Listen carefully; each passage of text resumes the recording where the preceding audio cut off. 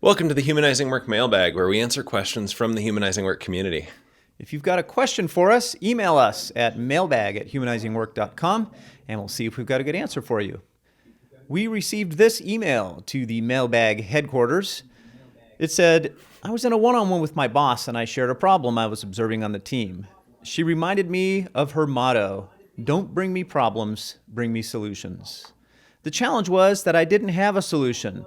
Should I wait to share the problem until I've come up with a solution? Man, this is one of those phrases that evokes the office style management to me and immediately raises my hackles. But I have to slow down and think about, okay, what's the likely well-intentioned origin of this management catchphrase? Somebody came up with this for what felt like a good reason. And I think if I try to put myself in their shoes and come up with the best case, I can imagine, and I've been in this situation occasionally, the leader who has team members who don't take the power that they have and who just are thinking of you as the problem solver. So I think the best intentioned goal here is I want my people to spend some time thinking about problems before we talk. I want them to use the power they have instead of just being a powerless victim to everything, and not see me as the person who always has to swoop in and save them. And so there's a well-intentioned thing about team empowerment and capability, and I appreciate that. That's not usually how it plays out, though.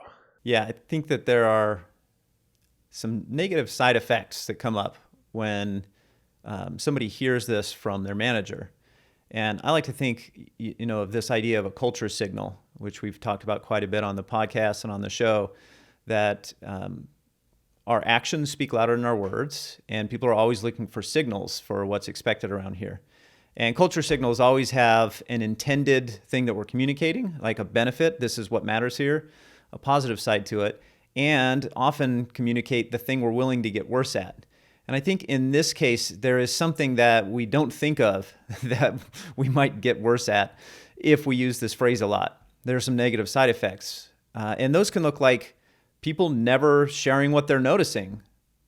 Even if they're important things for somebody to be aware of, I don't share it. I'm just going to wait to bring it up until I can figure out how to solve it. It can send a signal that people don't think the manager's interested in being a collaborator in solving problems, just having other people do it for them. And sometimes I think we value performing competence over kind of transparency and collaborative problem solving. So there are some potential side effects to this that can make it go wrong, despite, I think, the well-intentioned positive benefits we can get from it. Yeah, and I think there are a couple other longer term side effects. So that's kind of the immediate thing that happens in the moment. And then there's, I think, an effect of emphasizing and prioritizing certain kinds of problems and certain approaches to solving them. If you say this a lot, it teaches your team focus on the things that can be solved individually via deep thinking. And the things that are too difficult or complex for that, don't bring those up because you're just going to get smacked down for it. And long term, you end up either not hearing about things until they blow up, or you get individuals or a team solving the same problem over and over again in isolation and miss an opportunity for system improvement. I've experienced this one before. I didn't communicate this message directly, but I think some people on my team knew I was busy and wanted to protect my focus and help me out. And I found out later they'd been doing some inefficient manual process over and over again. And I finally saw it and said, I don't want this. Let's fix this system. You don't need to do this thing for me. So they were protecting me from having to see a problem, which I appreciate.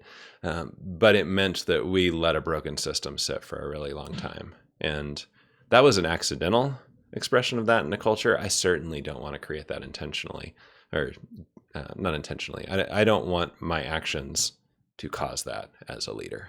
Yeah. So let's look at this idea of, so what should we do instead, from two lenses, one from the manager lens, one from somebody being told this by their manager. So If you're a manager and you've used this phrase, or like the original submitter said, that's their motto, how might you get the positive benefits of encouraging people to take initiative and solve problems without experiencing some of those side effects? And for this, I would look back to the 3 jobs of management as a model for this. Those 3 jobs, again, are to create clarity, to increase capability, and to improve the system. And then test whether any of those jobs might help the employee to work through the challenge more effectively. Like, how could I help create more clarity about the context of the problem they're trying to solve? What matters? What goals and expectations we should focus on as we try to solve it? I think a big one here is around creating capability, increasing the capability, and that could be at the team level or at this individual level. So it might mean switching to more of a coaching stance where you ask questions to help them think through the problem and any potential solutions. Maybe doing some mentoring, but either way, focused on developing that person's problem-solving capabilities. It might even include, especially if the problem is best solved by a group of people, not by one, maybe teach them how to get the right people in the room and then to facilitate an effective conversation using something like the ORID structure from the Art of Focused Conversation. Or that third job, improving the system. What system improvements might be needed to solve the problem? As Richard's example pointed out, sometimes we'll just solve the piece of it that we know how to solve, rather than looking more systemically about either on the human side or the objective side, what do we need to do to get to a good solution here?